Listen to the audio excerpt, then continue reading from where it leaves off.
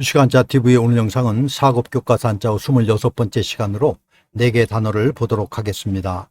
먼저 분단이라는 단어를 보도록 하겠습니다. 분단은 나눌 뿐, 끊을 단으로 끊어서 동강을 내는 것을 말합니다. 나눌 뿐을 보겠습니다. 나눌 뿐은 8팔과 팔도가 합쳐진 글자입니다. 8팔은 원래 사물이 반으로 갈린 모습을 그린 것인데 여기에 칼도를 추가하므로 나누다라는 뜻을 더욱 분명하게 하였습니다. 또한 물건이 나뉜 후에는 사물이 내부가 보인다는 의미에서 구별하다, 명백하다라는 뜻도 생겨나게 되었습니다. 분리는 나누어 떨어지게 하는 것이고 분명은 확실하게라는 뜻입니다. 끈을 단을 보겠습니다. 끈을 단은 이을 개와 도끼 근이 모여서 된 글자입니다. 이을 개에 4개나 모여있는 이것은 작을 요라고 하는데 뇌고체에서 뽑은 실타래를 그린 것으로 실타래가 서로 이어져 있는 모습인데 이것을 도끼로 자르는 것을 나타내서 끈을 단이 되었습니다. 그래서 분단은 나눌 뿐, 끈을 단으로 끊어서 동강을 내는 것을 말합니다. 다음은 붕당이라는 단어입니다. 붕당은 벗붕, 우리 당으로 뜻이 같은 사람끼리 모인 단체를 뜻합니다. 벗붕을 보겠습니다. 벗붕은 조개 패가 나란히 2개가 모여 만들어진 글자입니다. 각골문을 보면 조개를 2줄에 깨어 늘어뜨린 모양입니다. 나란히 붙어있는 모양에서 같이 붙어 다니는 친구나 무리를 의미합니다. 친구, 무리, 짝 등의 뜻입니다.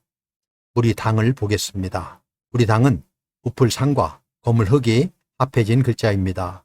우풀상은 향을 향해 8팔이 합해진 것으로 향을 향은 집과 창을 그린 것인데 연기를 그린 8팔을 더하여서 연기가 위로 빠져나가는 모습으로 높다, 높이다 라는 뜻이었는데 숭상하다 라는 의미로 뜻이 확대되고 오히려, 더욱이, 또한 등의 뜻도 가지게 되었습니다.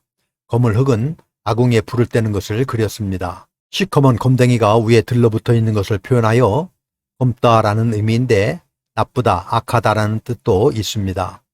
흑심은 나쁜 마음을 의미하는 것이죠. 무리당은 나쁜 것을 숭상하는 집단의 의미로 부정적 이미지가 강한 글자였으나 오늘날은 점차 일반적인 다수의 무리를 뜻하게 되었습니다. 무리, 일가 등의 뜻입니다. 그래서 붕당은 벗붕, 무리당으로 뜻이 같은 사람끼리 모인 단체를 말합니다.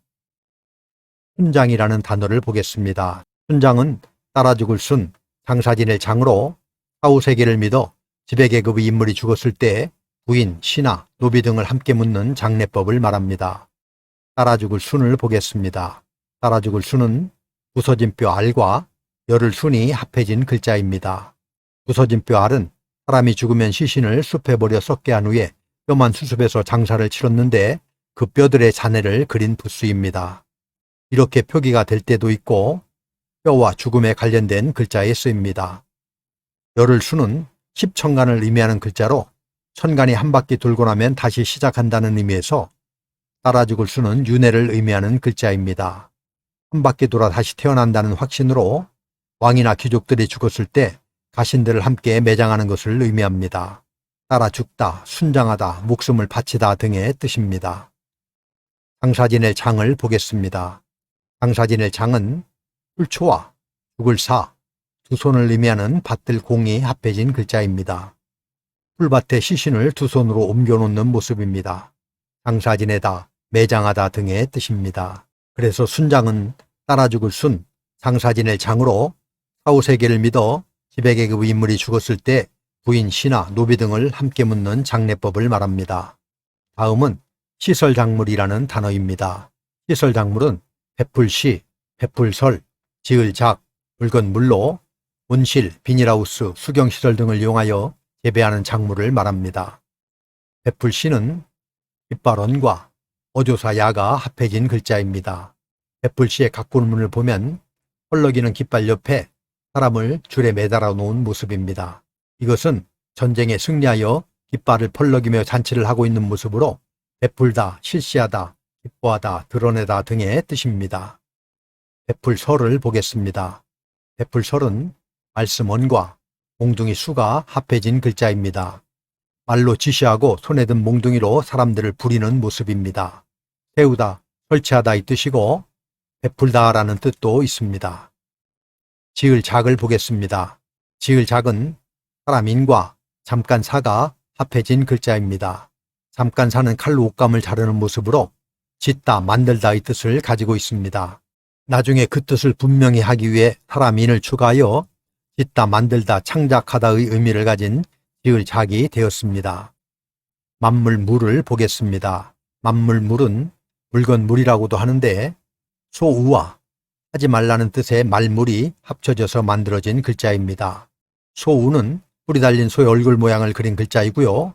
말물은 피가 뚝뚝 떨어지는 칼의 모양을 그린 글자입니다. 그래서 만물물은 하나님께 드리는 제사에 가장 큰 가축인 소를 칼로 죽여서 희생제물로 바치는 모습을 나타낸 글자입니다. 원래는 제물로 쓰인 특별한 물건이라는 뜻을 나타낸 것이었지만 점점 일반적인 물건을 가리키는데 사용되게 되었습니다. 물건, 만물, 사물 등의 뜻입니다. 그래서 시설작물은 베풀시, 베풀설, 지을작, 물건물로 온실, 비닐하우스, 수경시설 등을 이용하여 재배하는 작물을 말합니다. 이렇게 해서 사급교과서 한자어 26번째 시간으로 4개 단어를 알아보았습니다. 다시 한번 정리해보면 분단은 나눌 분, 끊을 단으로 끊어서 둥강을 내는 것을 말합니다. 둥당은 엇붕, 물이 당으로 뜻이 같은 사람끼리 모인 단체를 뜻합니다. 순장은 따라 죽을 순, 장사 지낼 장으로 사후세계를 믿어 지배계급의 인물이 죽었을 때 부인, 신하, 노비 등을 함께 묻는 장례법을 말합니다. 시설작물은 베풀시, 베풀설, 지을작, 물건물로 온실, 비닐하우스, 수경시설 등을 이용하여 재배하는 작물을 말합니다.